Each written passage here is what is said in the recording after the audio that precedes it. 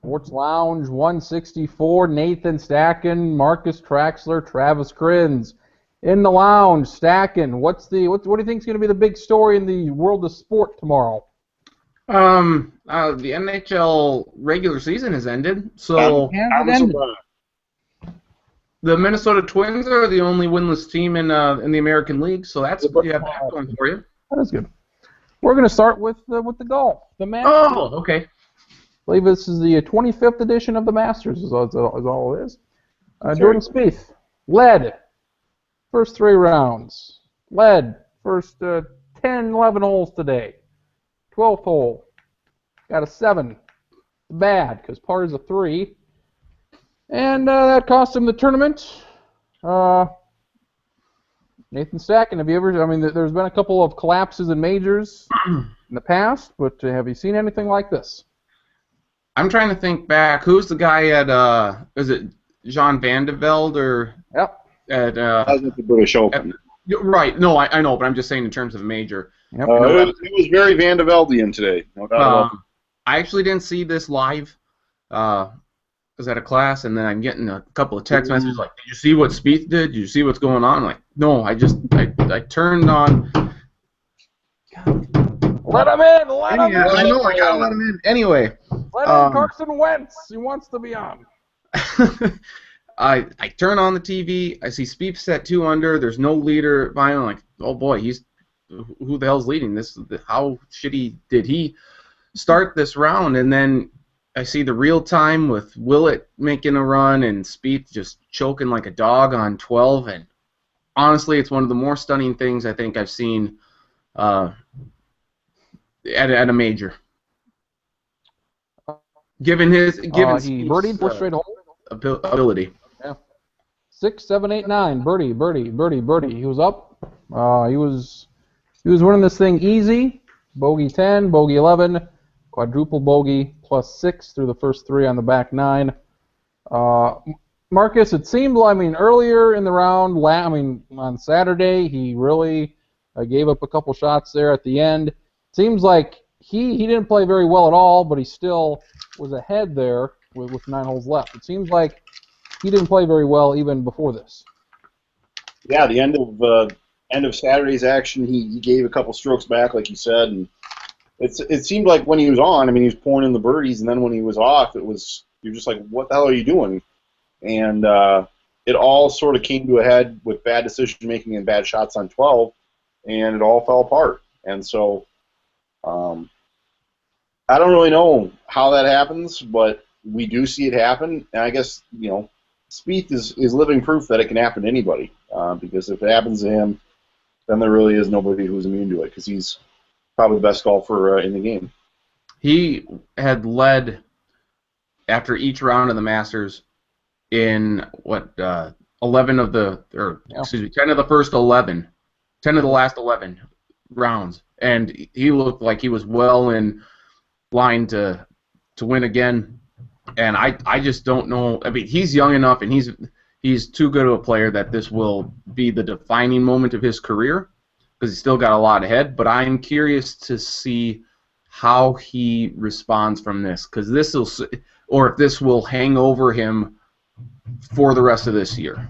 I'll say no, because he played well even after that. Right. Yeah. I would say the big difference here is that it happened on 12. It didn't happen on 18.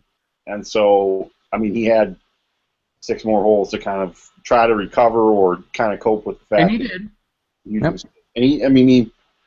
if he would have put something together a little bit better on 16 there, he's got a little bit better chance. He would have only needed 1 birdie over the last 2 holes, but he wasn't able to do it. So opening round 66, I think that was the best anybody shot all week.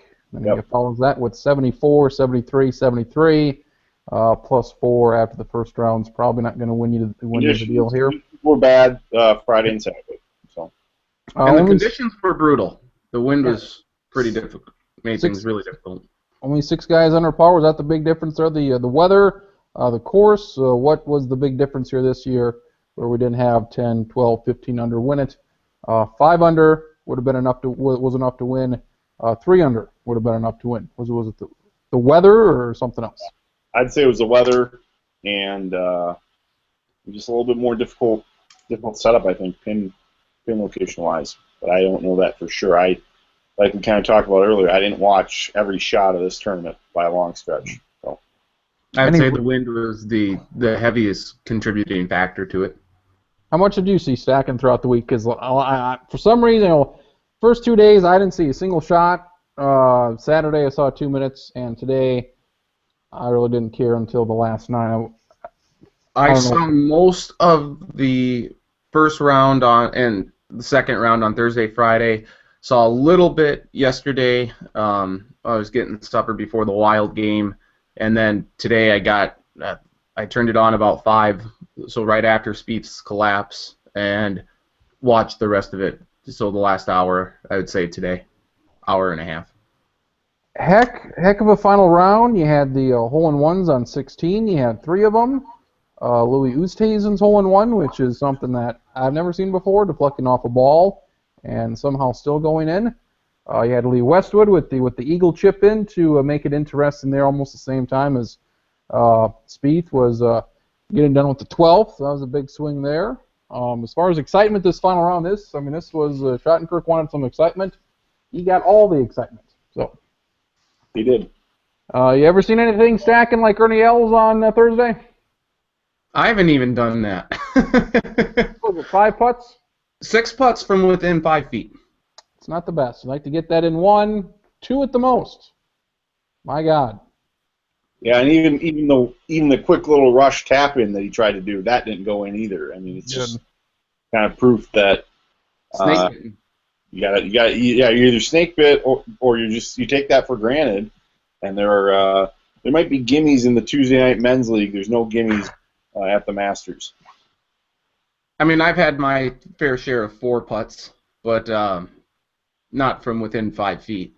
No. I mean, unless the hole was, at the top of a ridge or something, or like that. Sometimes, like if you've ever played mini golf and you have to try and get up like up a hill ramp there, yeah, and that's really difficult to do, to get it to stick there without, you have to get it in the hole. Otherwise, you're going back down. That's probably the only time I've 6 putted. There you go. Let the record show. And to make matters worse, on Thursday he doubled it, so he was +7 for the week, for the 2 rounds on hole number 1. Well, it was kind of the difference between him making the weekend and not. So maybe. It was, yeah. Yep. Maybe I thought Phil Mickelson had a very poor performance on Friday with his putter. He was really off. Mickelson, a lot of people like him. One of those deals where I didn't even notice he didn't make the cut until I looked at the results. I'm like, oh, he didn't make the cut, and you just didn't hear much about him unless you were really paying attention. Ricky Fowler, opening round 80. He was gone quick. He was good. He was very good. So was Bubba Watson. Tom Watson, he had a chance there. 2 over through the first day, and then kind of gave away there 6 over to finish 8 over. So his final, very competitive, even into his early to mid 60s here. As we mentioned, Phil Mickelson. Charles Schwartzel not around for the weekend either. So a disappointment all around. Charles, yes. Give me a rundown there of the amateur. Bryson DeChambeau. What you got, Mark? He was right up there on Friday, and then kind of tapered off on like the 17th and 18th holes. But he's going to turn pro next week, and he looks like he could be a rising star in the game for sure. He takes a very scientific, physics-like approach to the game. I know he's very into the angles and club speeds and all that stuff, and so he may bring a different style of the game that a lot of golfers aren't used to, and I wonder if that will benefit him. I think it already has, kind of in his young career. I'm not really sure he's going to be a guy we're going to like. I think, honestly, he feels like because Jim Nantz loves him, and so if Jim Nantz loves him, I don't like him, and he just gushes about how great of a kid he is. So I feel like he's probably the Duke University of golf, and I'm not sure I'm really going to love this. So. And then you have this Smiley Kaufman kid. Good job, Smiley. He could be a star too in the making. So golf has a lot of great young talent. No shit. 81. He shot an 81 today, Smiley Kaufman. 69-81. So 12 shot swing there. Very nice. Not good. I didn't realize that it was Tom Watson's final tournament ever. Really? Tournament ever. Well, I think because he's not doing in the British Open, I guess last year was his last British Open, so both Tom Watson and Ivor Robson, they're done at the British Open. Ivor Robson, you know, the guy who announces on the team from USA, Tom Watson. Tom Watson, yes. That's, of all the impressions you do, that's probably your best one, and that means all the other ones are bad. Not bad. Pulling that one out of your... Didn't I have I swear, what it was, Tuesday or something, I had a decent impression as well. I can't remember. Okay. That was 5 days ago, Stackett. Been a long week. A long week. Rory McIlroy did not finish over par. Good idea, Marcus, to add as much muscle as he's added here this year because he looks big, and we don't know what the benefit is after a while. Seems like nobody said that about Tiger, did they? Tiger was pretty big. I mean, you can, usually the bigger is not the better in this sport. Usually not. I think he'll probably still be fine. It's not like he's going to hit the ball any farther. No, it feels like he's probably reached the max distance. Yes. Let's get some thoughts from the golf expert. Give it up. That was the craziest hour-and-a-half sequence I think I've ever seen in a major. This ridiculous. Spieth blew it, but you got to give credit to Willett, and came back and shot 67. No one's going to talk about that. It's all Spieth meltdown talk right now, which is justifiable, but you got to give credit to Danny for shooting the number he did and putting a little bit of pressure there. And then 2 bad shots on 12, and it was a ball game. I mean, I didn't expect it. I kind of wanted to see a little bit more drama because it looked like they're at number 10. It was going to be a runaway, which I didn't want 2 years in a row. And then we saw what we saw. I'm kind of at a loss for words. Yeah, I mean, if you're a guy that was in contention, a lot of people kind of said 67. I know Lee Westwood said 67 was kind of the target score for him to be in contention, and Willett hit that, and it ended up working out because you got to figure that if you're going to win with that score, you need the leader to make a mistake or two, and Spieth did that. I will make a statement. I told Marcus earlier this morning that if Spieth shot 70 or better, he's either going to win or be in a playoff. And if he would have shot 70, he would have been in the playoffs. So I had a feeling the number was going to be right there at 5 under, and sure as shit, it happened, but not anywhere like I thought it was going to happen. But 5 under was the number. What was it about him? He was, first round 66. I think that's the best round anybody shot all week. After that, what was it with him in the woods? Just inconsistency. 4 birdies, followed up by the +6 on the back 9 to start the deal off. What was it, David, about him this week where he just seemed off? His tempo in the swing was completely hit or miss. 3-4 holes, his tempo was fine. The next 3 holes, he was 50 yards right. He hooked 1 left. He made a hell of a lot of putts yesterday, and otherwise he would have been worse than he was. And he made some putts today on the front. He just stopped making them on the back. A couple loose shots, and it all went south. It was just inconsistency with the tempo and his longer clubs, which is, for him, that's the one thing when he gets going bad, that's what it is. He gets too quick at the top, and he either hooks or he blocks away right. And you saw all sorts of varieties of that Friday afternoon, yesterday afternoon, some really late, and then today from about 11 on. It was just, he got to the top of his golf swing, it was either left or right. He got super quick or he was super laid off. It was a lot of nerves, and he was feeling it. And I don't know if you guys caught it on the broadcast or not, but he muttered to himself on 12, not to be thinking about immortality, just think about hitting your 7-iron after you hit the 1 in the water. And right there and then, you could tell that obviously he had been thinking about winning 2 in a row, and he shouldn't have been thinking about that. It's human nature too, but it caught up to him at the worst time. Well, they said too that during the broadcast that he had been working with a swing coach pretty much every day, or they had been working with one early Sunday morning too, because his swing was so inconsistent throughout the week. Yeah, he putted like a genius Thursday and Friday, and he was in the lead. Thursday was incredible. Friday he made several putts. Even yesterday he made on the front several long putts. If he didn't putt like an absolute out-of-body being alien, he wouldn't have been in the position that he was. His putter saved him over the first 3 days, and then sure as shit, his swing was so bad on Sunday that it let him down completely, even though his putter was fine. One thing just in general about the Spieth thing that doesn't necessarily apply to his whole breakdown. But they did mention on the broadcast when he was on 12 that not many players in their practice round attempt the shot from the drop zone, kind of where he was having that issue where he couldn't decide where he wanted to play that third shot from after he hit the first one in the water. And I guess as a guy who's, just your average Sunday duffer on the golf course, I obviously don't practice the shot from the drop zone either, but you would think that the professionals would, but they also don't plan on being in that situation. I thought that was interesting, sort of that context of how the pros approach that, where it feels like it should be a relatively easy shot to put yourself in position after you knock that in the water, but not many guys are prepared for that, and when Spieth's kind of in frazzled mode, that's where things can go wrong. Well, That's just the thing. You give him that shot 100 times from that drop spot where he was, and 99 of the 100 times he's on the green, and 80 of the 100 times he's probably inside 15 feet.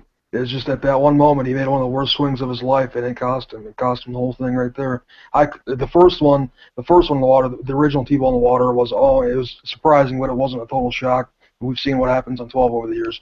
But when he hit that second one in the water, my jaw hit the floor. I could not believe he made that big a mistake again. Because it was just a bad swing. I mean, it wasn't even close to. He hit sometimes like the average, and even me, and I'm a little better than average. He hit 4 inches behind the ball, and the chunk of turf went flying. It's like, holy shit, that's short, and it wasn't even close. It was in the middle of the freaking pond. What about all the other craziness we mentioned, like the holes in ones at 16 and Lee Westwood chipping in for eagle, all this other stuff? I mean, besides the Spieth, there was a lot of other shit that went on in that hour and a half, like you said. The third hole in one of the day on 16 came in that hour and a half. Louis Oosthuizen, pretty much a pool shot off J.B. Holmes' ball that was already pretty close.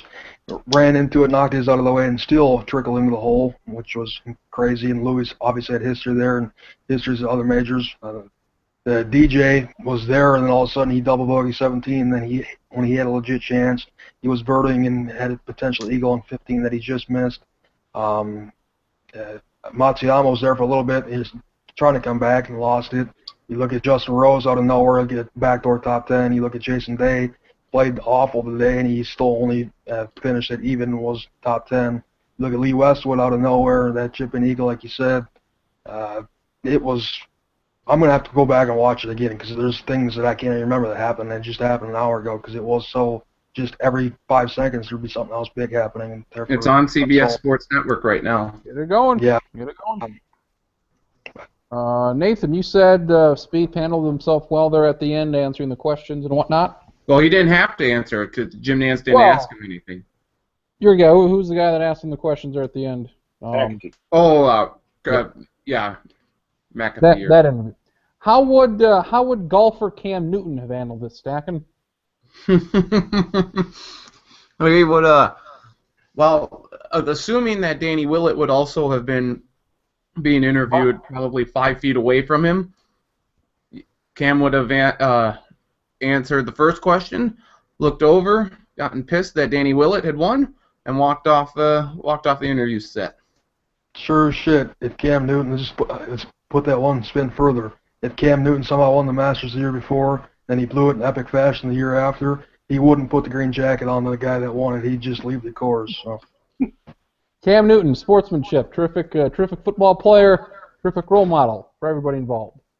Any other golf thoughts? Now let's do the baseball because I got a lot of hot takes there too. Got the takes. Hold on. Again, the only thing is that just when Spieth had to put the jacket on Willett, just when Nance was talking to Willett there, it was very, very uncomfortable and awkward because you could tell Spieth was just seething at himself for that shoot round. And that's sports, brother. He deserves it. He lost. Oh yeah, no, I'm not saying there's anything wrong with it, but it just made for a little uncomfortable. It was awkward.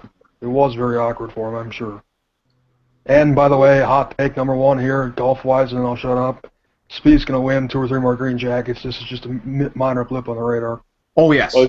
Last 3 Masters, he finished second, first, and second. So he'll be just fine. I'd put some money on him maybe being first again next year. Lee Westwood, 8 top 3 finishes in majors. That's the most all time. without winning. Without winning, yeah, sorry, without winning. Shame for him. I felt like Willett missed an opportunity to turn around and give a crotch chop to whoever at the end there and saying, boom, I got it. I'm sure he, Lee Westwood, and Justin Rose will be doing that at some local bar in Augusta, Georgia tonight.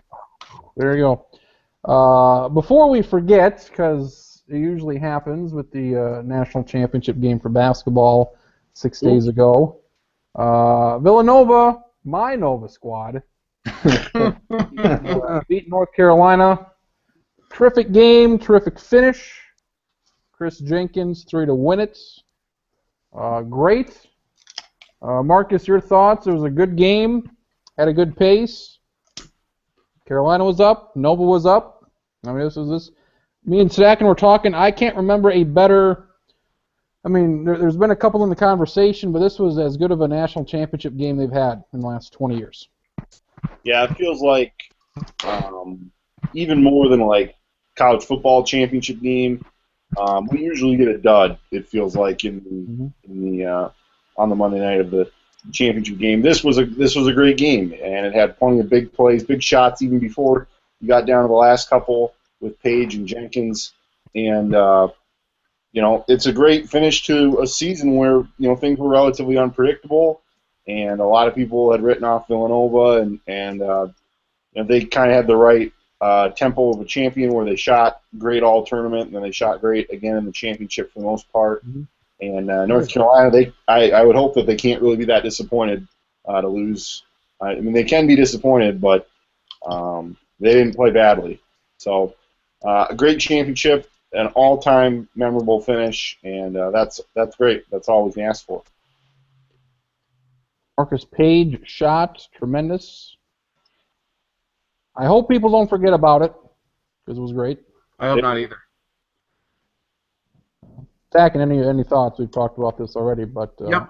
Well, as Marcus said it right, and you mentioned it too. It was just a well-played national championship, pretty much right from the tip off. That it started off a little slow in the first minute and a half. I think both teams were getting the nerves out of the system, but they shot the ball well. I mean, North Carolina was hitting it lights out from behind 3, and Villanova was sensational. It was just a very, very well-played game.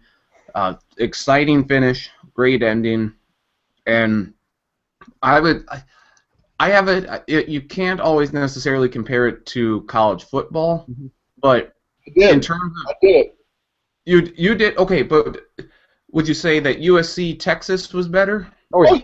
I'm not comparing number 1 versus number 1. I'm comparing a lot of the dud championship games that we seem to get. UConn winning a couple years ago. Carolina, Michigan State. Yeah. Louisville, Michigan was a relatively boring championship game. That was a 6-point game. That was relatively close, anyways. I think this was the most exciting thing game since Duke Butler from a few years back. This is the best thing I've seen. I think the last minute when that Butler almost hit the shot, the game was boring as hell. It was close, but it was not nearly as entertaining as Monday night was. Right. This game was by far the best one I think we've seen. Yeah. It even could be better than 83. So this was the game of the tournament, considering it was the championship game, game-winning shot, all that stuff. Yep. What does this do, David, to that deal with the Houston Dome and the struggles with shooting? Villanova, Carolina, in both games did not struggle at all. Does this kind of put that to bed? Thoughts on that? Yeah, well, it just goes to show that there's two extremes, because when they were there before, originally, it's probably not going to be that bad again, but it's not going to be as good as it was this time around next time they go back to Houston, because Villanova was just lights out and very, very impressive. North Carolina, not the greatest three-point shooting team, shot the ball pretty well both in the games in the Final Four. It's kind of, you saw one end of the spectrum 5-6 years ago, and you saw the other one this time around.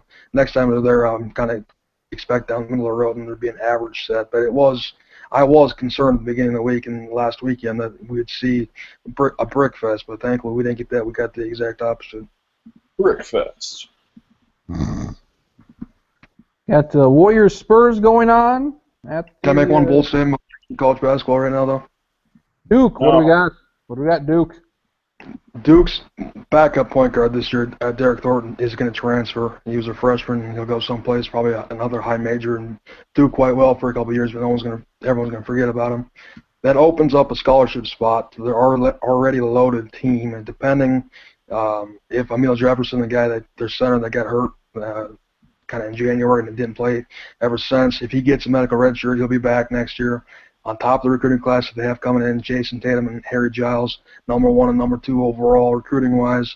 With Derek Thornton leaving today, that opens up one more scholarship spot for next year, and they're in very heavily on a center out of Texas. That's a top 10 guy and recruited by all the major programs. Sounds like there's about an 80 or 90% chance that scholarship's going to go to this center from Texas. If they get Marcus Bolden, is his name, from DeSoto, Texas, I'm saying it right now, that's a possibility. A 1% possibility, No. but the possibility of them rivaling Kentucky's season from last year is there and going undefeated. I really firmly believe that if they get Marcus Bolden, they're going to have a 1% chance to go undefeated next year. And why is this guy not decided yet? Because he's been flip-flopping, and he wanted to go to Duke all along, but they didn't have any more spots left the way the recruiting broke down. But this point guard transferred, opening up a spot, so now everyone's thinking that he's going to go there, and that's going to be a third top 10 consensus guy in this class. With everything else they bring back, they'll get Emil Jefferson back, who was very instrumental into their good start this year. Grayson Allen could be preseason player of the year. Jason Tatum is a top 5 pick in next year's draft easily. And Harry Giles, coming off a torn ACL, before the torn ACL, was a consensus #1 pick overall in the 2017 draft. And if he's 20% of what everyone expects him to be, that team is going to be as loaded as any team we've seen in 10 years. You wouldn't be surprised, guys. National title pick Duke next year? Pick, absolutely. If they don't go undefeated, if they get Marcus Bolden, put this in black ink. If they get Marcus Bolden, they're going to lose a max of 3 games next year. 3 games, none in the tournament. Write it down. There you go. Spurs Warriors in a rock fight, bringing us back to 2004 level basketball, 2002 level NBA basketball. 35-35 at the half. It was 19-14 at the end of one. Both teams shooting like shit. So either the Spurs are going to go 40-0 at home, or Golden State's going to have a good chance to break the record with their 72nd win with one more game to go. We'll talk about that later on. The baseball, now we talk about the baseball. Twins haven't won a game yet, and they've played 6 of them, so that's not the best thing. Braves haven't won either. Baltimore, your only undefeated team, they are 5-0. Talk about Trevor Story as well later on. Mr. Schottenkirk, your hot takes. Let's get them out. Hot takes. Where the hell are all these home runs coming from? First week of the season, you're used to seeing not much offense, but there's been offense all around the league. Buys balls flying out of ballparks that really shouldn't be flying out of ballparks. My hot take is there's something with the balls this year in this first week anyways. And I'm dead-ass serious because I've never seen anything like what we saw this week with the amount of home runs. Just these opposite field home runs in cold weather that you think, oh, that's just a well-hit ball, and all of a sudden it's over the fence. There's something different with these balls compared to the years past. I could be 100% wrong, I probably am, but I'm convinced that there's something with the balls. Anybody else like the balls? I don't care. You don't care. Okay. Stacking, what do you make of this Twins team? Bullpen gave it up a couple times. Jepson, May, Perkins, 3 that I really like, but have not performed. And the offense, not good. Strikeouts, a lot. Very disappointing start to the year. What did you think they would start the year here, these first 6 games? We lost Mr. Stacken. We have no sound from Mr. Stacken. Good night, Stacking. Mr. Technology struggling. Thankfully it's not me for once. Can you maybe rejoin us, see if that works? Try that. Marcus Traxler, your thoughts? Bullpen, strikeouts, too many. It's the bullpen. I wasn't really paying attention in the preseason, as I like to call it, and they hinted at the strikeouts being a thing for the Twins this year. More strikeouts than we're used to. We knew about it with with Park. I mean, they still got Arcia. He strikes out a ton.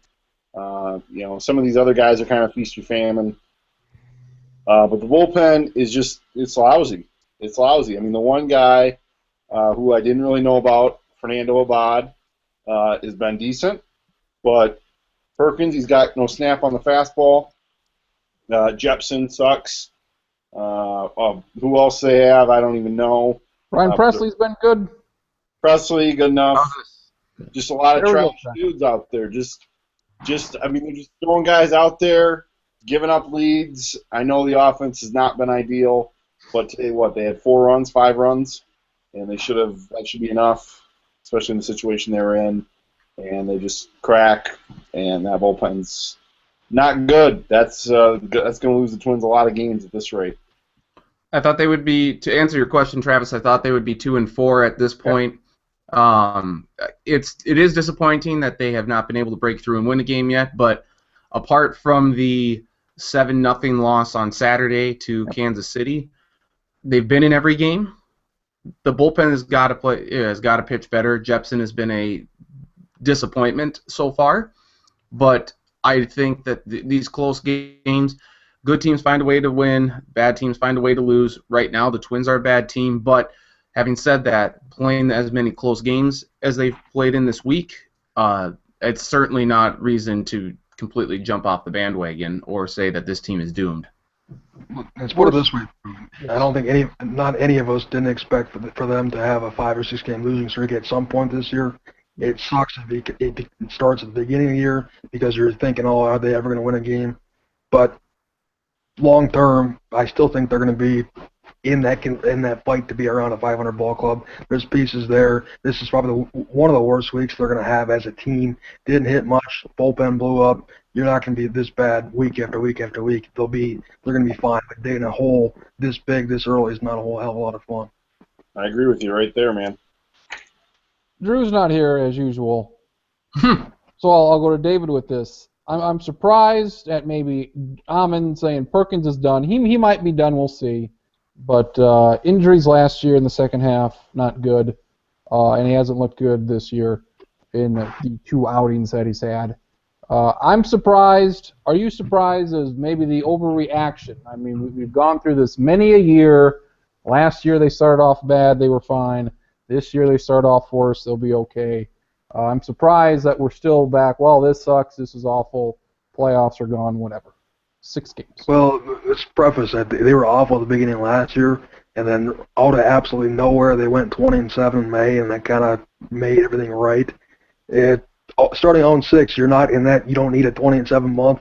It's super desperately. But if they're 6-8 games under 500 in April, that means they're going to be above 500 at least by a game or 2 in each consecutive month the rest of the season. So there is some legit reason for people to be freaking out because 0-6 is 0-6, and they can't really afford to slide anymore. Going home for 6 games this week, they need to go 4-2. They really do. I mean, you don't want to be even 3-3. They're 3-9. They're still 6 games under 500. I mean, there is a certain amount of pressure if they're going to be in contention, not to go home and lay another egg of a week like they did this week.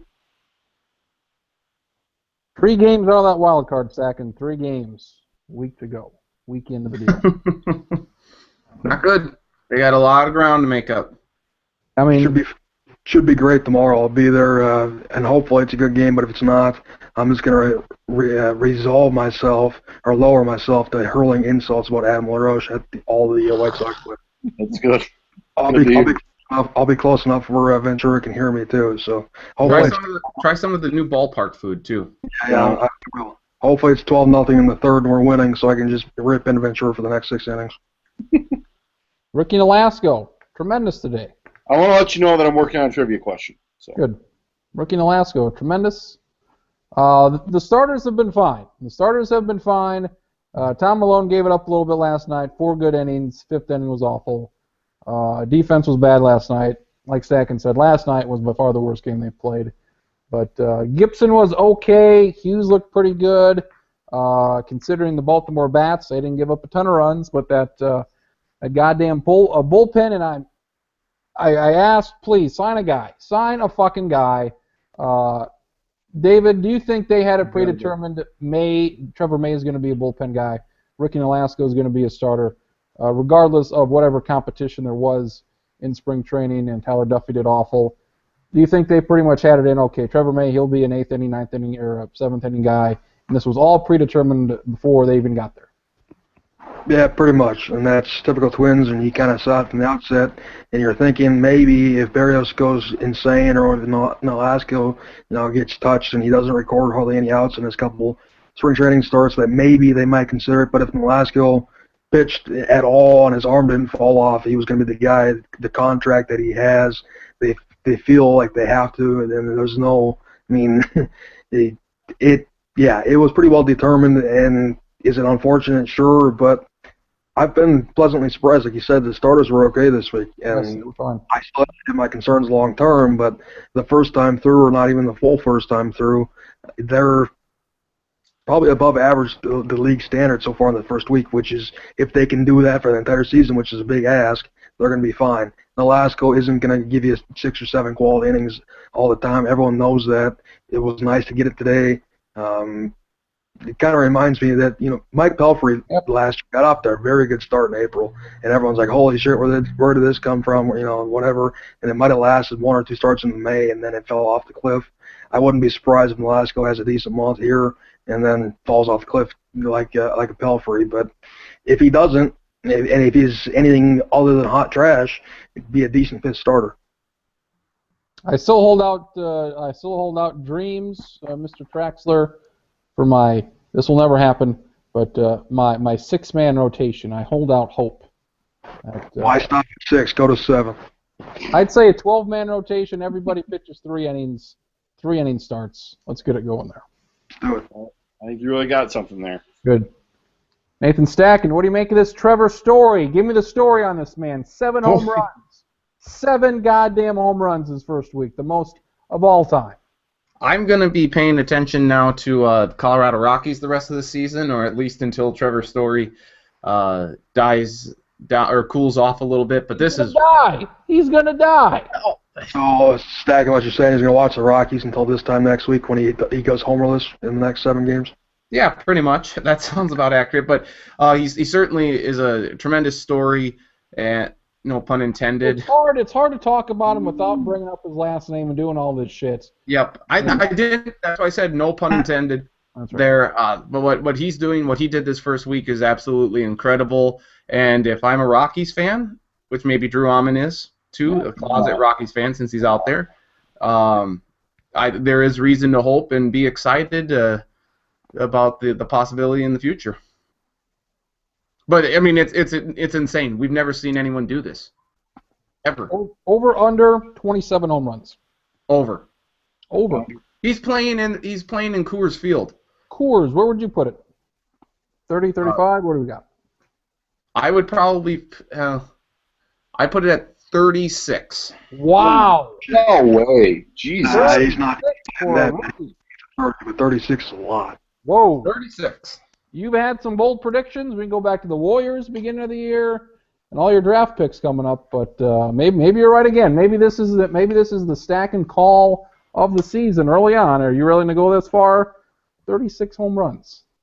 My call here, the Rockies are. I'm wrong. There's nothing wrong with that. Alrighty. My call here, the Rockies are going to hit a lot of home runs.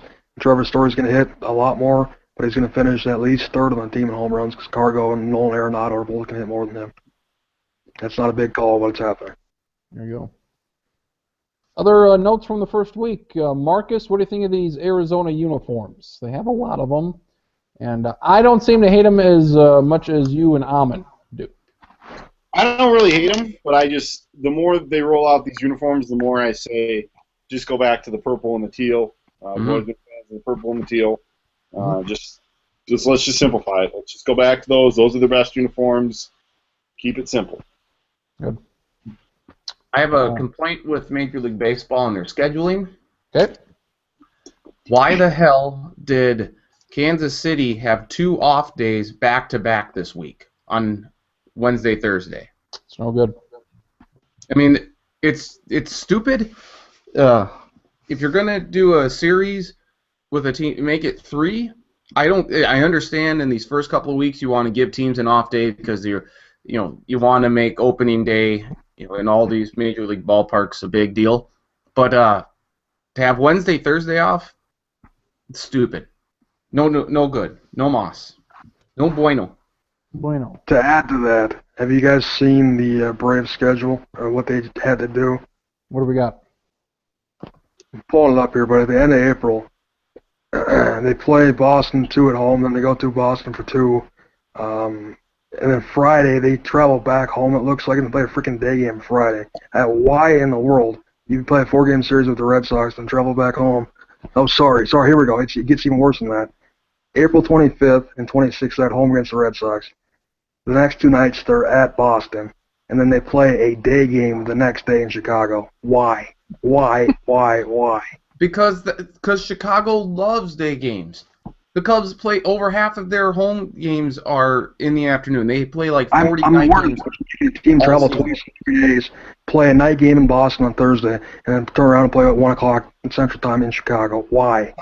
Some of that is contractual because there's only so many night games they can play in Chicago. Asinine, I say. Don't make the team travel twice in 3 days if you're going to do that to them. I'm not saying that's right.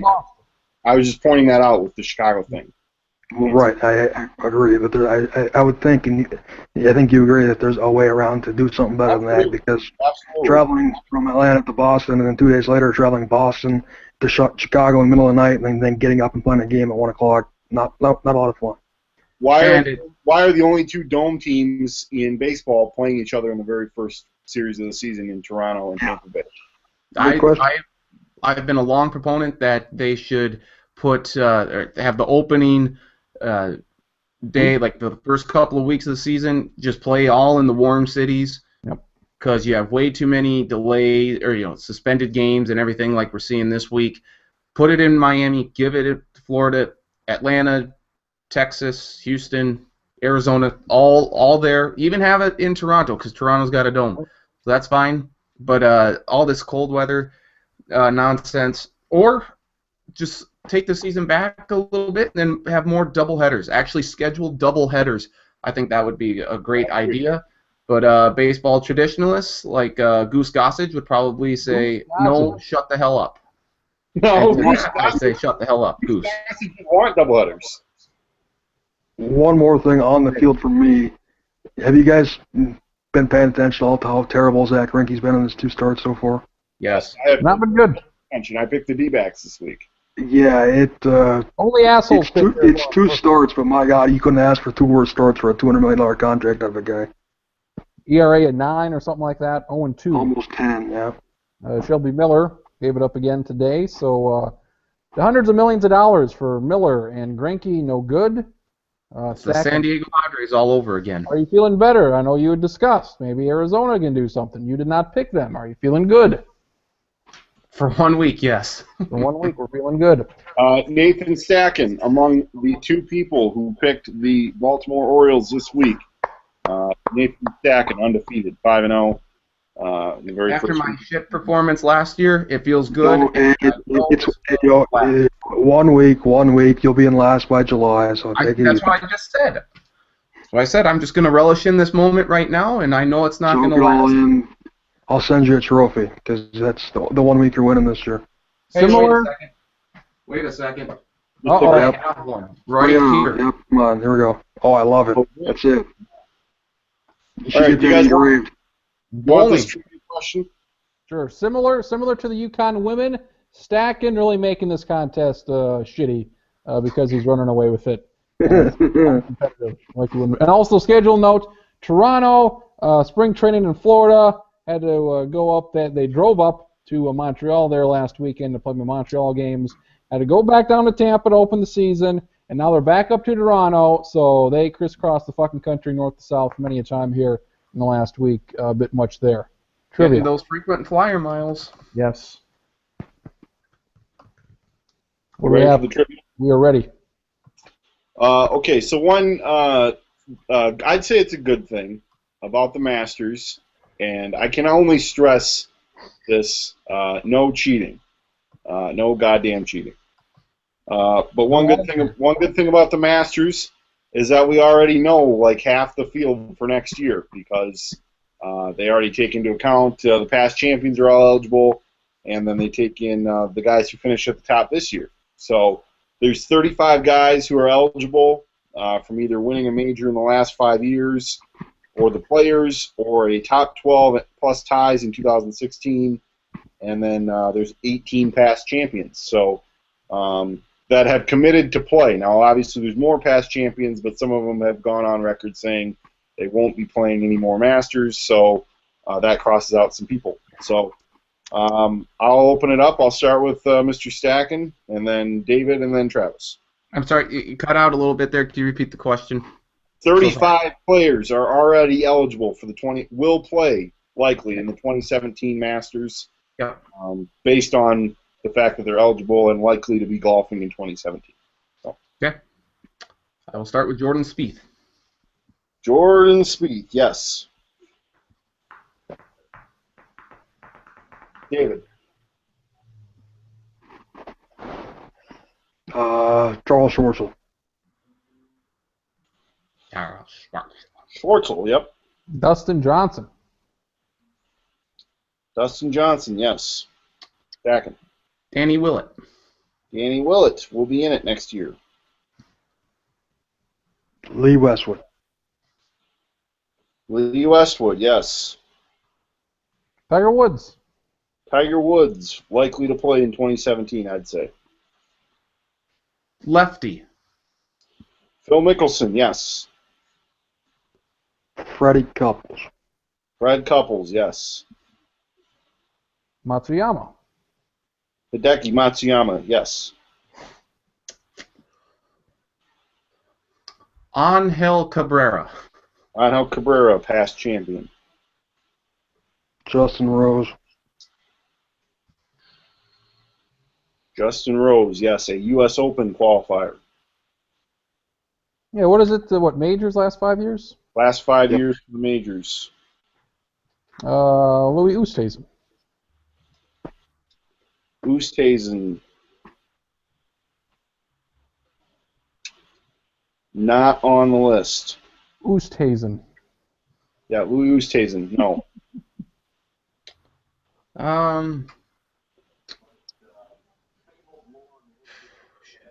Rory McIlroy. Rory will be there. Okay. Zach Johnson. Zach Johnson, a former champ. Stacken. That's where I think I'm going to go out, because I'm going to say, did Davis Love the third win a green jacket at all? Not on the list. Okay. Paul Casey. Paul Casey, yes.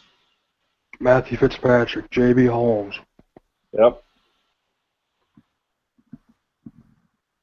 Who else? And the only other champions that we didn't name. Champions that have not been named: Trevor Immelman, Bernhard Langer, Sandy Lyle, Larry Mize, Jose Maria Olazabal. Yet the craziest part of that, all the names you just listed, the most random one that no one knows is the most recent winner of that group, and Trevor Immelman, because he just went down the absolute shitter. That's right. Mark O'Mara, Adam Scott, Vijay Singh, Bubba Watson, Mike Weir. U.S. Open guys: Mark Reimer and Webb Simpson. Jason Day, Jason Duffner. They won the PGA in the last 5 years. Ernie Els will be there on his British Open exemption. And Ricky Fowler will be in it based on the players, one of the players. And then the three guys that David didn't mention that were in the top 12: Daniel Berger, Torin Kjeldsen, and Grant Snedeker. Does the amateur, like the high amateur, doesn't get a? They do, but those have not been decided yet, so I couldn't count any of those. Okay, because that would mean Bryson DeChambeau would be there. Right, and there's a whole slew of guys that will be decided later this year through the players and that sort of thing, but these are the 35 guys that are eligible, will receive invitations based on what we know. You're saying the high amateur in this year's tournament makes it for next year? I believe that's the case. I'm going to double check. Because he should then. Yeah. That's bullshit if he's not. Dog shit and bullshit.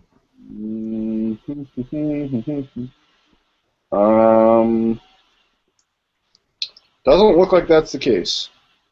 Huh? He'll probably play his way in otherwise, anyways. But He'll be there. Thanks, Billy Payne and Joe Ford. Billy Payne. They take the guys in the top 50 from the final World Golf ranking at the end of the 2016 year, and then also guys that are in the top 50 the week prior to the Masters next year. So, and if you're in the top 30 of the FedEx Cup prior to the Tour Championship, you will also be in. You can also get in if you win a regular season event that is part of the FedEx Cup between now and the start of next season's tournament. I got one more Masters trivia question you guys want. Okay. And there would have been one more answer if Spieth would have held on today. There have been 17 multiple-time champions of the Masters. There would have been 18 if Mr. Spieth didn't implode in the back nine. Name me one of the 17 multiple-time Masters champions. Any one of the 17. We're going to start with stacking. We will go with Sir Nick Faldo. 3 times, you betcha. 3 times, 89, 90, 96. Marcus. I will take Tiger Woods. Tiger Woods 4 times, 97, 01, 02, and 05. Travis. Jack Nicklaus. Nicklaus 6 times, 63s, 5, 6, 72, 75, and most famously in 1986, 30 years ago today. Phil Mickelson. Phil Mickelson 3 times, 04, 06, and 2010. Marcus. Arnold Palmer. Palmer 4 times, 58, 60, 62, and 64. Gary Player. Gary Player 3 times, 61, 74, and 78. Lee Trevino? Lee Trevino, good guess, but no. Did he just win the one? Yep. Damn it. Gonna go with my guy Bernhard Langer. Longer twice, 85, 93.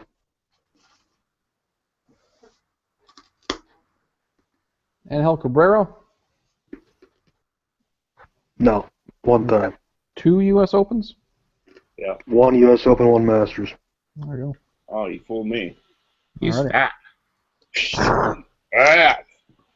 I will go with, I believe, the most recent, Bubba Watson. Bubba Watson, you already won, but you're just adding on. Yes, twice, 2012 and 2014. Also Tom Watson, Seve Ballesteros, Byron Nelson, Sam Twice, Snead, 37, 42. Ben Hogan. Ben Hogan, twice, 51, 53. Can you rattle them off? Ben Crenshaw, as much as I like to bash him. 84, 95. Couple of Spanish guys named yet. What's that? There's 2 Spanishmen that haven't been named yet. Spaniards. Sergio Garcia. Sergio. Yes. Sergio, nice job, buddy. You won a lot. Anyways, other guesses or other answers: Sam Snead, 49, 52, 54. Horton Smith, 34 and 36. Who the fuck cares? Sam. Seve Ballesteros, 80 and 83. I said him. God damn it. Otavo, 94 and 99. Yeah, it looks like that's it. So, no, one more. Sorry, this is the one I was going to be amazed if you got it. Something named Jimmy Demert, 3 times, 47, 40, 47, and 50. Well, and nobody knows who he is the most obscure 3 times master champion in history of history. They buried him in the course. I hope so. Amen. They're going to bury Spieth on 12 when he dies too, and memorandum of today. Dodgers shut out San Diego to open the year stacking. We got the slides. Everybody's concerned about the new rule with the illegal slides into second base. It's decided 2 games. It's ended 2 games already. Have you seen any of these slides? I saw highlights of the Toronto-Tampa Bay one, and then Jay Gibbons or whatever, the Blue Jays manager, says that baseball is just going to put them all in spurts. Yep. So that's tremendous. I didn't see the other one. I don't think it's a huge deal. Trying to protect the players, make the game a little safer. I want more And broken you know bones. what? It's bullshit. What? I want more broken bones. It's bullshit. I want more playoff incidents like we had last year. That was good. Good clean slide. Just an unfortunate situation. The dude broke his leg. There's If nothing that wrong play with that. doesn't happen, does this rule go into effect? Okay, Yeah. but I'm thinking of the play earlier, towards the end of the regular season, involving that Pittsburgh guy when Chicago took that nasty slide. That was uncalled for. That's the whole reason. And then the whole Chase Utley thing, of course, that was the straw that broke the camel's back. But those slides are unnecessary. I thought the second one this week, was that in a Brewers game, I think? Astros Brewers. Yeah, I thought that was actually the more egregious Yep. example of the rule not being applied correctly of the two this week. I thought that was pretty terrible. So I had a much bigger issue with that than any of the other ones. So. Could you ever see this happening on a steal of second? These have all been balls put in play. You have to stay close to the base. Batista looks like he tries to grab onto the infielder's leg, his foot, so he can't do that.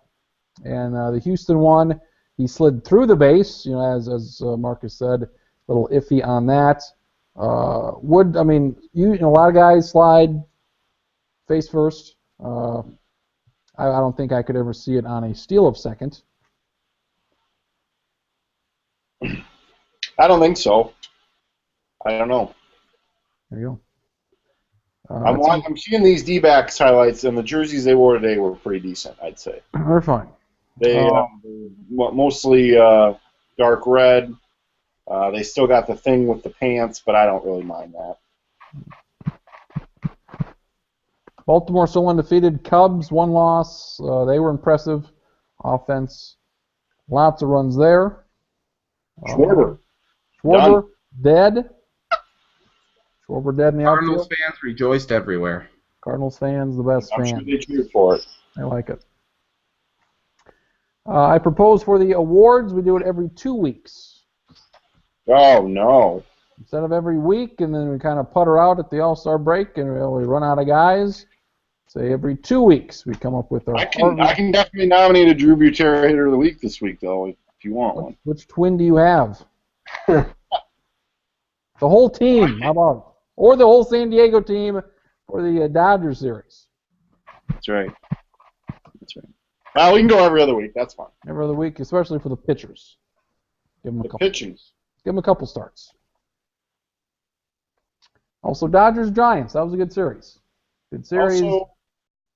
Also Drew Rahman. Get on this show. There you go. Baseball. And finally, NBA playoffs stacking. They start next week, you say? I am the first to report on this story, yes. I can confirm next Saturday the NBA playoffs will officially tip off. ESPN will not give you credit. Sources. No, they'll say various other media reports out there. Thanks. Warriors up 5, late in third. Going for the record, if they win here, good chance they get it. They host Memphis here on Wednesday night. Charlie's not here, so David, I asked, what's more impressive, the Warriors' record overall or the Spurs possibly going undefeated at home? The Warriors' record. Warriors' record. Resting of the players. I do not, especially with the team this young, Marcus. We talked about this yesterday. But Curry sat out basically 18 fourth quarter. That's a quarter of the season. Of the quarters, I don't think they need to rest guys. I don't think it'd make that much of a difference.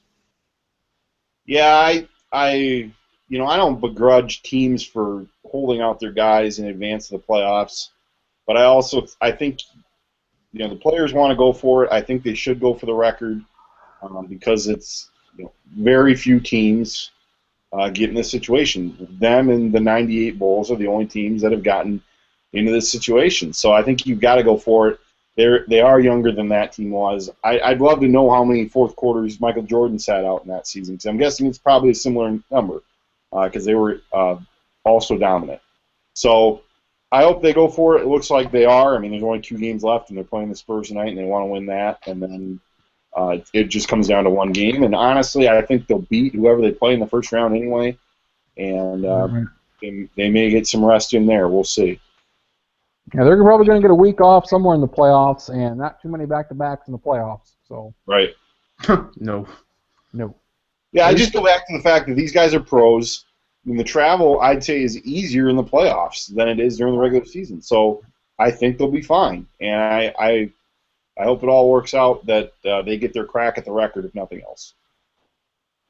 And you look at the travel scenarios here, at least on the eastern side, very little travel that'll probably have to be done, except for Boston and Miami. Otherwise, Cleveland, Detroit, that's a bus trip. Toronto, Indiana, a little bit of a flight. NBA team's traveling on a bus. I know. That's the whole point. And I'm very excited on the West. It looks like, assuming Utah can hold off Houston here, we will have Golden State, Utah, and Los Angeles against Portland. So my late nights having to watch basketball until midnight will be limited. Really? You don't get hard on the Clippers. Clippers and Blazers. I'm very hard on the Blazers.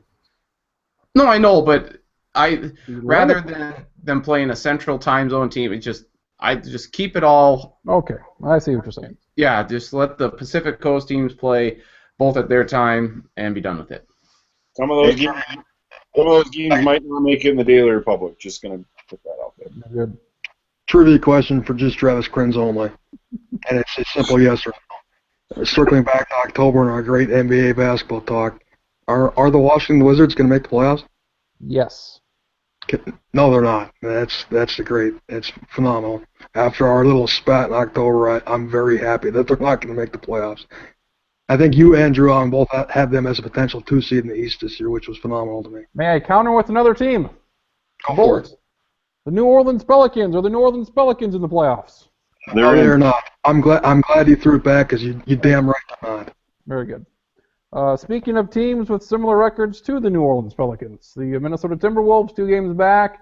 Amon's not here. He thinks they're winning 50. I think that's a bit much. David, I'd like to see him go 500 first. That might be enough to get you into the West next year. Yeah, it might. And as long as we're throwing teams back and forth, I got to toot my own horn because I called Utah in the playoffs, so I guess I'll have that feather in my cap. But, yeah, they're, I don't know. It's interesting, and they should be fine, and they should be really good, but they're not. And Sam Mitchell's an asshole. I don't know. I don't know the situation. I mean, could they win 41 games next year? Sure. Could they make the playoffs next year? Maybe. Are they going to likely do either? Probably not. If they hire our legit NBA coach, they'll have a better chance. But I still think next year's a building year, and then it's 27-18 where they need to make the playoffs. Zach LaVine is talking about that they want to finish the season strong, and that next year they have their eyes set on the playoffs. And that's the goal. Great.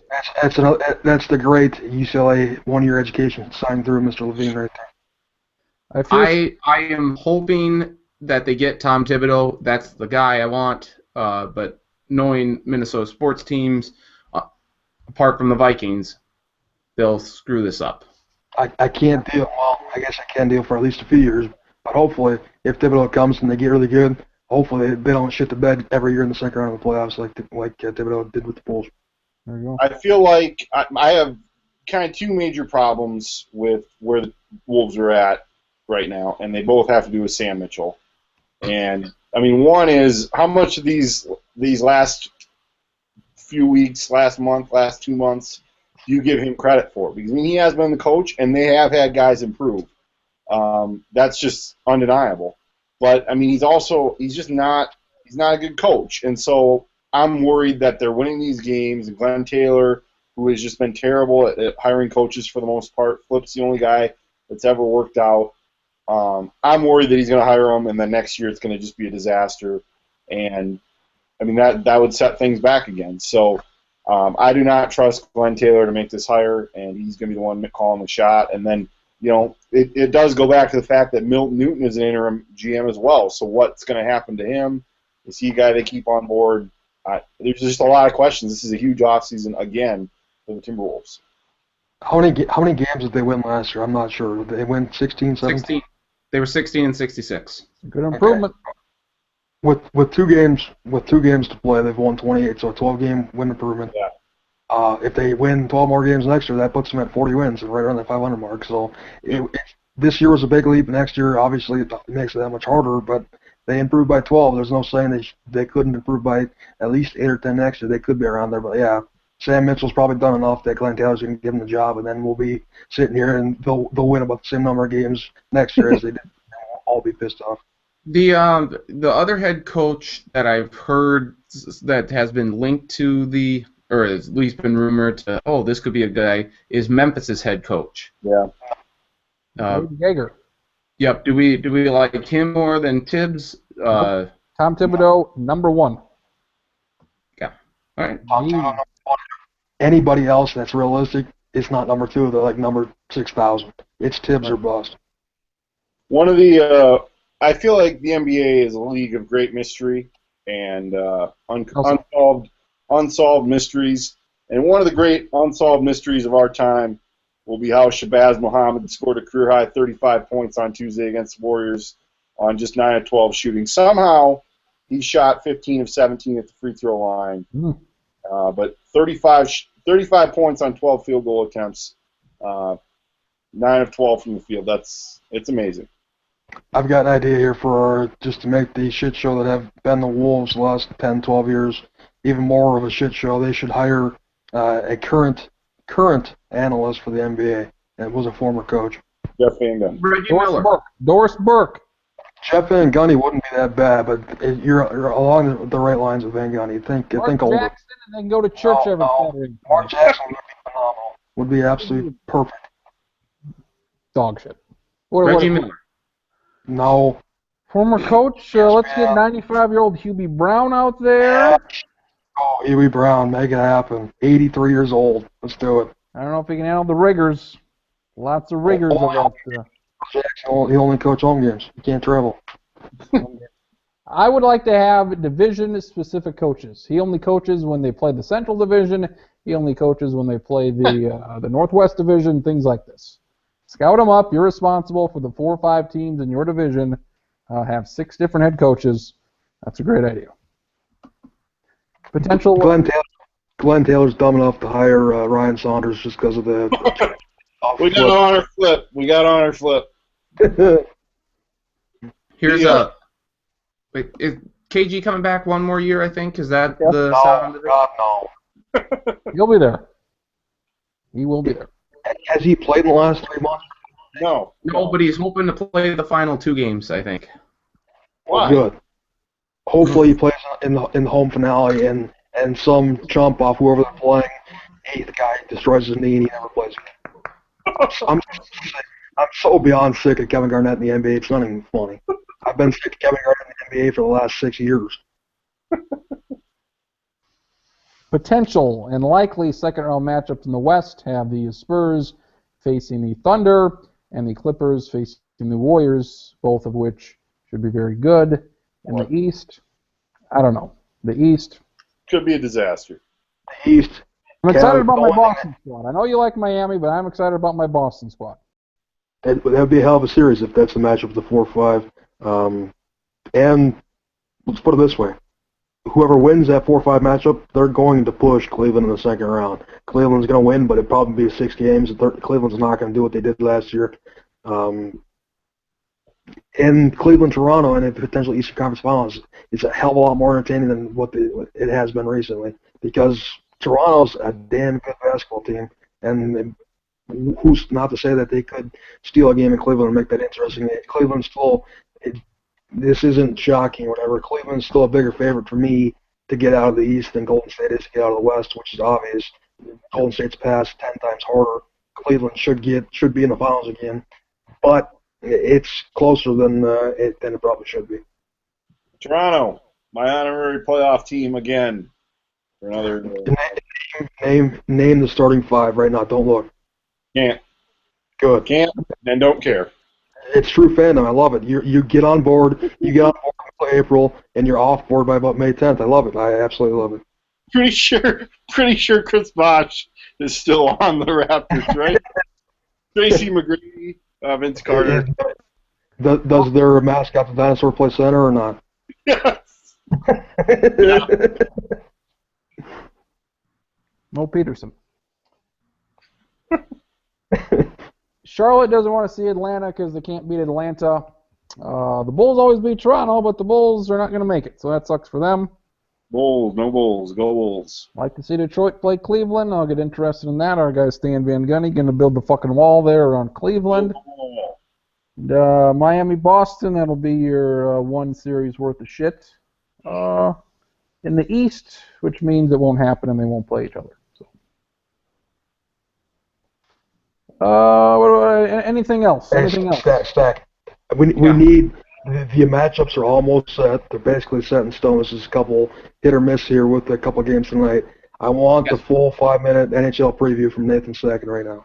All right, let's bring it here. I need my trusty sidekick by Barry Melrose here. Marcus Traxler, you're going to be alongside with me. A free edition of the two-man show. A free edition here in the lounge. Just a $12 at Royal River on most weekends. Look at this. Look at this shit. Very well done. Let me just pull everything up here that I have. I've been working. How many games will it take Pittsburgh to beat Detroit this year, Stack? And how many games? I don't know. Let's see. Do they play at all? Is there a possibility they can play? I don't think so. Yeah, they're going to play. Do they reseed after the first round, or what's the deal? No. Because they change it every year, whatever the hell. Yeah, they've actually had the same format for 3 years now. Oh, they got the bullshit with the divisions and all this crap. You gotta get out of your regional. It's like fucking South Dakota basketball here, for Christ's sake. You do. Yeah, you do.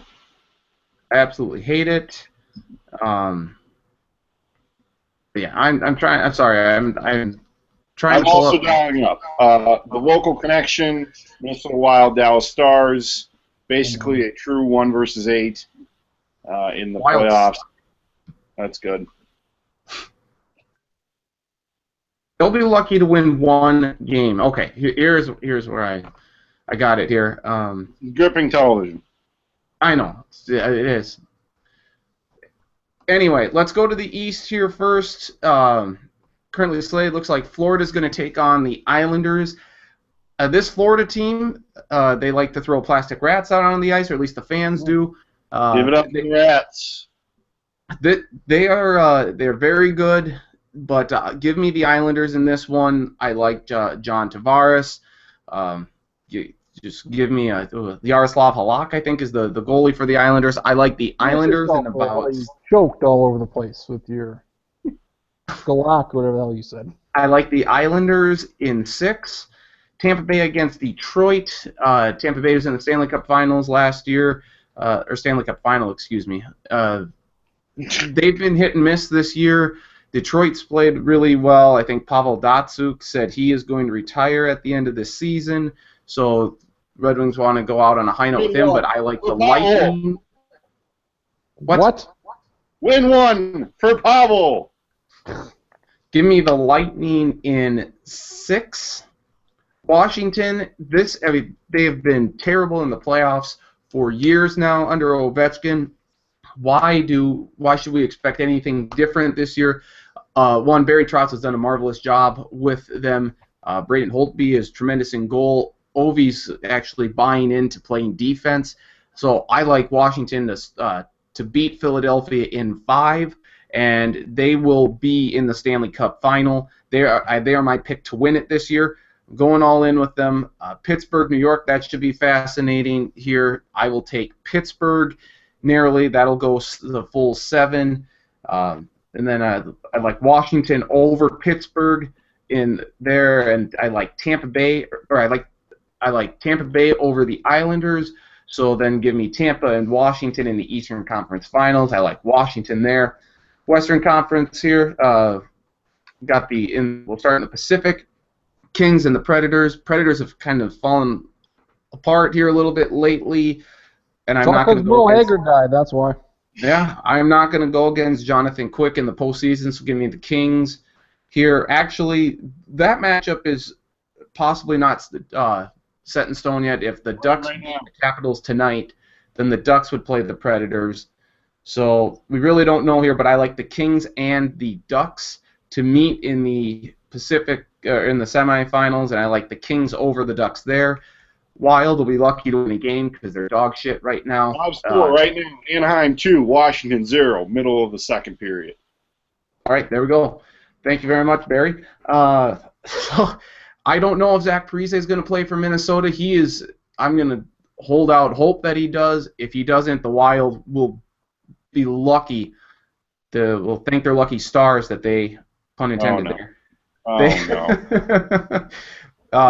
If Parise plays, I can see him taking 2. Actually, I prefer Dallas versus having to play St. Louis as a Wild fan, just because Dallas's defense and their goaltending isn't as good, but they score goals in bunches. They are tremendous to watch this year, and it's tough to pick against Chicago. St. Louis always is knocked out of the playoffs early. So can Hitchcock, is this the year? Is this different? I sense that it is. It's stupid of me to pick against Chicago, but I will. I will take St. Louis in 7. I will take Dallas over St. Louis, and then I will take the Kings over the Stars in the Western Conference Finals, and I will take Washington over the Kings in 7 in your Stanley Cup Final. It's a lot of travel. Are we going to recap all that tomorrow in the Stack Attack blog? Run it all down. Yes, we will be previewing. I'm going to need to read it because I forgot what you said already. Yep, that's fine. That's fine. Most people do. I believe the NHL playoff preview post will be on Tuesday. Tuesday or Wednesday, whenever the games first start. I always look forward to it, and I can always count on you'll say everything you want to say, and then there's a space, and then pick, and then you make your pick, and I love it. I love it. It's a good format. Good format. It's an excellent format. Are you going with me here? Jack, look at me. I'm dead serious. I can only see half your face. God damn it. Appreciate that. I read all the time. I really do. Good. Thank you. Philadelphia sweeps Washington. Philadelphia's going to the finals here, stacking. They'll play Charlie Sharks. We're going to get a San Jose Philadelphia final. Rivalry. San Jose is actually they have the best road record this year. They're much better on the road than they are at home for some reason. The Shark Tank has been very unwelcoming to them. Usually they're good at home and terrible on the road. This year they're amazing on the road and terrible at home. Yes. A Philly San Jose final sounds like we're talking about the Arena Bowl. Oh! Speaking of the Arena Bowl. God, here we go. How is that a segue? What was it? Yesterday after North Dakota beat Quinnipiac in the Frozen Four to win the championship, then they go out to L.A. for the Rattlers and L.A. Kiss for arena football, but they're playing it at the Honda Center, which is in Anaheim. Why can't they play it at the Staples Center? This makes no freaking sense whatsoever.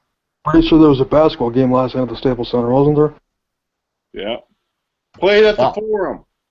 If you're going to be the LA, play it in LA. Don't schedule it when a basketball game's going on. How's that were the LA Kiss retiring Dale Moss's number last night, or what happened? Put it up in the rafters. Speaking of Los Angeles basketball, not a segue. Can I give my official eulogy for a certain Los Angeles Laker real quick? Yep. Yeah, Curry made another half-court shot. Apparently, it didn't count. So. Oh God. Let's hear it for Kareem Abdul-Jabbar right now. I thought we were talking about. Are we talking Swaggy P here? This is going to be a stirring tribute to Meta World Peace. Swaggy P, rest in peace. You blew it. Iggy Azalea's dumping your ass. You blew it. Yeah, blew it. Anyways, Kobe Bryant, one of the best Lakers of all time. He's got 2 games left. He scored 35 today in one of the only games this year that he didn't suck complete ass. Good to see him going out, was shooting every shot that he wants to shoot and taking heat checks. It was phenomenal. In between all the golfing action today, I watched some of the Lakers games because I'm a sad soul. But Kobe Bryant, over the last couple of years doing this, I've made no bones about it that I don't think I've been influenced, maybe one other person, influence-wise, in good and bad. Kobe childhood idol. I have absolutely everything he's ever done. You can ask him anything, and I know it because he's my Michael Jordan. He's my everything. I love you. The best Laker all time. You're never gonna watch this, but I needed to get it off my chest. He's the best Laker all time. Is that right? Very good tribute. And as Kriens and I were talking yesterday, it's very fitting that Kobe Bryant will play his last NBA game in Utah. Good job, NBA. You really nailed it. Granted, I know that the retirement wasn't announced till midseason, but they didn't exactly nail it there. It's not in Utah, is it? I don't think it is. It's at Staples Center. They're playing the Jazz at Staples Center. Okay, I had it wrong. Okay, well then they got it at home. Okay, that's good. Good for them. No complaints then. We'll see a retraction. Can I revise real quick my best Laker all time? I'll revise it in saying the best player to only ever play in a Laker jersey. How about that? Yeah, damn Magic Johnson had to play for the frickin' Indiana Pacers. AIDS. God damn it, AIDS. I hope he's out. Chances they say, okay, you're shooting every shot, you're gonna score 100 points. I hope he shoots 70 times on Wednesday against Utah. I really do. As do I. I hope he goes 18 for 70 on Wednesday. What a bummer the Sam Hinkie era has done in Philadelphia. Your favorite Sam Hinkie moment? Probably the 13-page resignation letter. Was that right? Yeah. What the hell he got to do? Say, me, Sam Hinkie, quit. No, you need to read that thing. It's a debacle. What the hell could you write about? Their methods did not. Their visions weren't meshing. Well, they probably should have figured that out a couple years ago before this whole thing started. So there you go. Also, something we talked about on the show last week and something that happened literally 2 hours later was Nagy left for Wright State. Nagy's gone. Nobody thought Nagy would leave, but he left. We all think it's about the money tracks, or is this correct? I feel like it is. There's nothing that really stands out to me on why else he would do it. I do buy the idea that maybe you just want a new challenge, because 21 years in one place, that's a long time. And if he was ever going to move up the ladder, he had to leave SDSU. And I think a lot of people are coming to grips to that. I was one of those guys who didn't think he would leave. I mean, for God's sakes, David and I were ready to name the court after him a month ago. So that's not going to happen now. And I mean, I hope he does well at Wright State, but I think it's a great opportunity for SDSU to bring in somebody who's can really elevate the program even further. It would be nice, Mr. Stacken, if they could name a head coach by the end of this week coming up. I didn't realize there were still 8 schools that didn't have a head coaching or a head coach. Dartmouth. I was just going to pull it up and see where SDSU ranked. Let me dial that up quick. Analysis you will only find here on this very program. Why is Wright State called the Raiders and their logo is a wolf? Makes absolutely no sense. Shame on them. The Horizon League should easily put a 10-year postseason ban on them for being. Kick them out of the league. It's pretty stiff. You guys know me in my recruiting. They need a coach in the next 10 days. They really do, because recruiting never sleeps. The AAU cycle kicks up this weekend, and if you don't have a head coach, you've got nothing in college basketball. They need to make a decision in a quick damn hurry. What is a more puzzling move?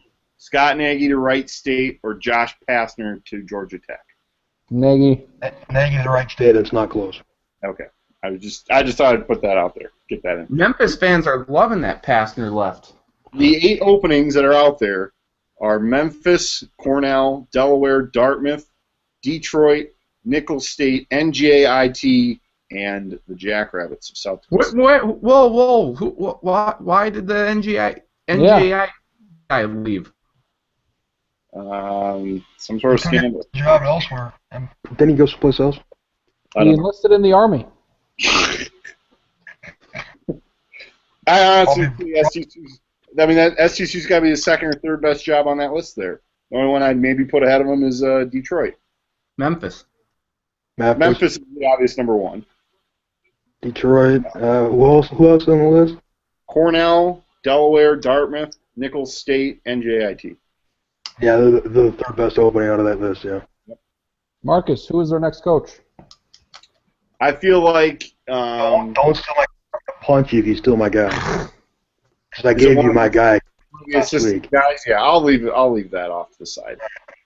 I feel like the Ryan Miller thing maybe makes too much sense, and I have a feeling that they're going to go off the radar because I don't know. It seems rare that you actually nail the conventional guy is the guy they pick. So I'll say the Iowa State guy, the assistant, is the next. Oberhuser or whatever. Yeah, we're going to have to learn how to say his name if he's going to be the coach. How is Oberhuser and Tellenhusen going to get along? Well, from Iowa. Names like that. Try that. Get that rich community college in Iowa. All the community colleges get those players. Stacking, who's it going to be? I don't think it's going to be Billiter. I He's white? No. Age might be working against I it. just want to say, would be a bit higher. I just want to say, like, my conventional pick is Ryan Miller, but I think that they're not going to go with. I'm hedging my bets, but I think they're not going to go with somebody we're thinking of. I will say either Ryan Miller or the Iowa State guy, Oberhuser. David. Gonzaga assistant. This is an absolute dream home run hire here. I'll preface that. Tommy Lloyd, Gonzaga assistant. If I hire him, the program's not going anywhere but up from where they're at. How long would he stay? Probably 3 years max. Give me Ryan Miller. Let's do it. Like I told Stacken earlier this week, I think what matters more than how long a coach stays is where he leaves the program. And if he's here for 3 years and he takes the team to the tournament twice and they're better off than they are now, I'm fine with that coach leaving. I don't have any huge issue with it. Because then it's going to be a higher profile job for the next guy. Right. Let me add to that real quick. If it's a pipe dream, like I said, but if it happens, they're gonna get guys that they shouldn't get because that's his bit. He's a master. Probably, if you made a list of recruiters, he's probably in the top 5 in the country.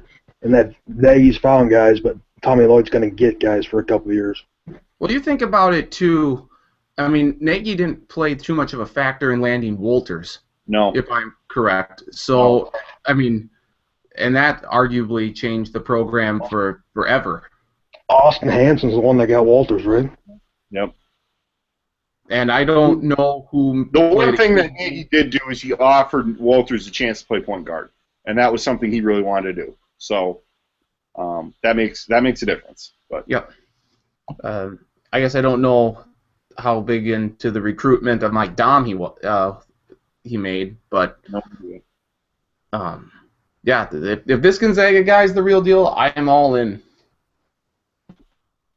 Warriors up by 11, 2 minutes to go. Look like they're beating the Spurs, so if they can beat the Grizzlies on Wednesday, they'll have the record for the best record in the regular season, and the Spurs finish 40-1, probably. This is ideal for me. Warriors breaking the record. This is what I wanted the last couple months. This is what I do want. I want them to get the regular season record, and I want the Spurs to win the Western Conference Finals. That's what I want. Perfect. They've both. How important is it that they won? Because they haven't won in San Antonio for a long, long time. Not that important. I don't think Duncan played tonight, and I'm pretty sure that Bob probably pulled his guys in the second half. They don't need to win at San Antonio. Do you think San Antonio will win in Golden State? Sure can. If the Wolves can win in Golden State, San Antonio can. Okay. I agree. And finally, Wrestlemania was last week. Stacking. Yeah. So I'll go to David. Your thoughts on the 32nd Wrestlemania from Dallas, Texas. Of the 32 WrestleManias, this is probably as average can be of a show. There was a lot of storylines leading in. That was a lot of potential. and almost every single one of those storylines was average the way they played it out and the way the matches went. You saw a lot of a lot of big stars return for a run-in, and you saw a stunner in a WWE ring, which I didn't think we'd see. Saw a couple of them. Michaels, the whole nine, Mick Foley, that was great. McMahon versus Undertaker was a decent match. You got your high spot. You had Shane jump off the cage, which Marcus watched approximately 500 times last Sunday night. Oh, amazing. Outside of that, the championship match was kind of what I expected, sort of blah, and got finished that we all knew it was coming. Cena showing up, knew that was coming. Him showing up and not doing a whole bunch kind of surprised me. Yeah, the rest, I mean, the best match, one of the best matches, was probably the first match, the ladder match. That was pretty good as far as just actual in-ring stuff. The women's match, title match was all right. Tag match. The Battle Royal was not anything that I was too happy about. Like I said, overall, average. It was fun to be there. The line sucked getting in, but it was a great experience nonetheless. What was the hell that thing The Rock did? He comes out with a fucking flame-throwing fucking thing and lights his... What the fuck was that? Yeah, that was... It felt like a spot or a segment that went wrong, that he kind of just... Once he got out there and realized that the crowd really wasn't getting whatever he was trying to do, it feels like he went off the cuff and went his own way with it. I don't know if... Because it just felt so... His time on the mic was like, okay, what's the point? You've been blathering on for 10 minutes. Get to whatever you want to do here, and it's great that you're here, and we were eating it up or whatever, but it just went on and on and on. That's the other thing. 4.5 goddamn hours. Are you kidding me?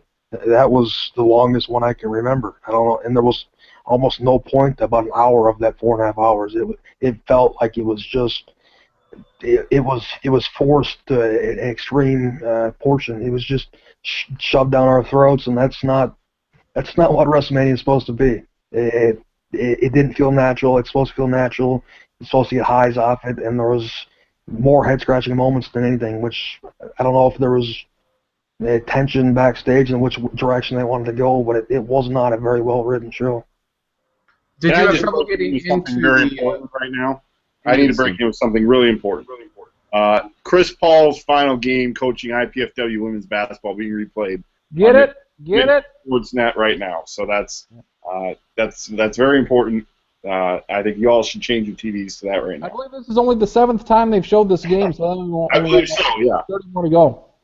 Stacken, your question for Mr. Schottenkirk. Did you have trouble getting into the stadium? I know there was a lot of issues with ticket scanning. Good job, AT&T. Yeah, do either Marcus or Travis recall what my time was that I shared last Sunday night? Not sure, but I could probably dial Time to wait or what?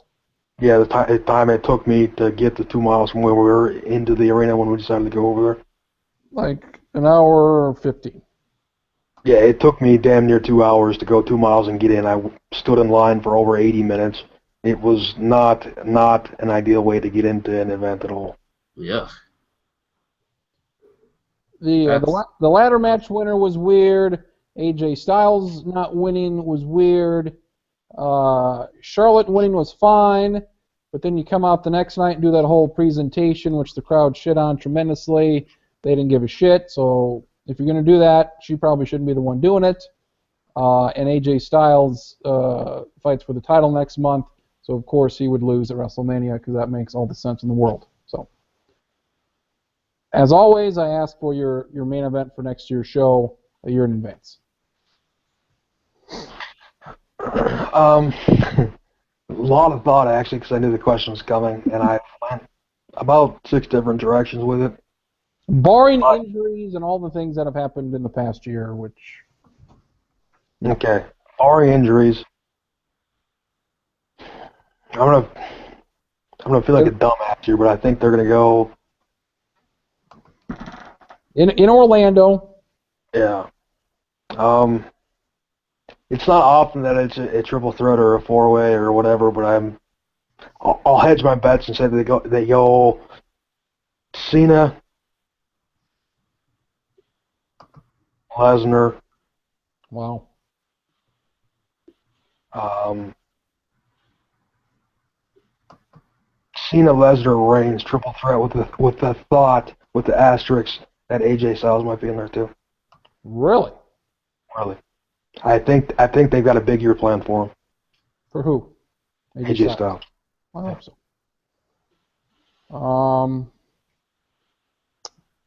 We're going to do Cena and Undertaker this year, so I would say it's not going to be for the title, and the title usually ends it, but I'll say that next year this will be the last match for the Undertaker, and this will be the John Cena match. That's the only match he has left. That's it. Once he's done that, there's nothing more to do.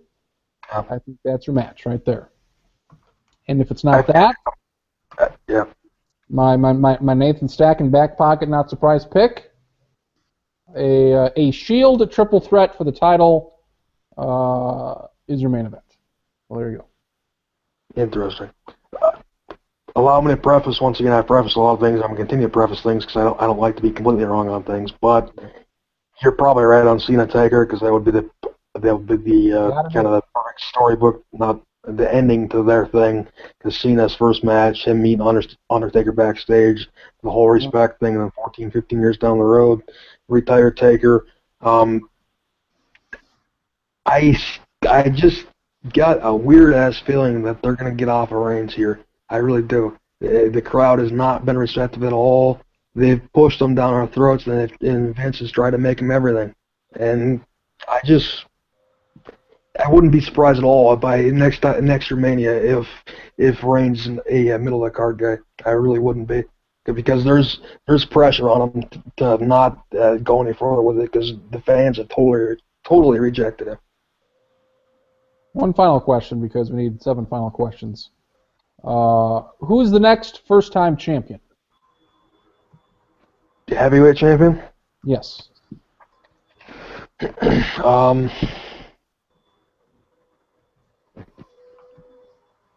do you like AJ Styles? Dean Ambrose is around there. Yeah. That leads me to 2 points on that then. Okay. If it's not Styles, which I think it could be, and I also think that Styles and Nakamura could do a program together they have before in Japan. Obviously, a lot of guys want to be with the Japanese superstar that he's going to be on the main roster here probably this summer, or he already in the company, and we'll see how they kind of get him into everything, to mix everything. He's probably not going to have the title anytime soon, but he's instantly probably the best guy in ring in the company. New guy. I think that the smart money, the only money would have to be on Ambrose. But Yep. Well, there you go, folks. There it is. And there it is for this April 10th, 2016. Warriors beat the Spurs 92-86, so they got one more game for the record, taking place same time as Kobe Bryant's final game. So that is Wednesday night. And that is it. Looking good with that prediction. Very good. You were right. Nathan Stacken, Marcus Straxler, David Schottenkirk for Drew Almond and Charlie Hildebrand. Travis Kriens, Sports Lounge 164. Good night from the Corn Palace.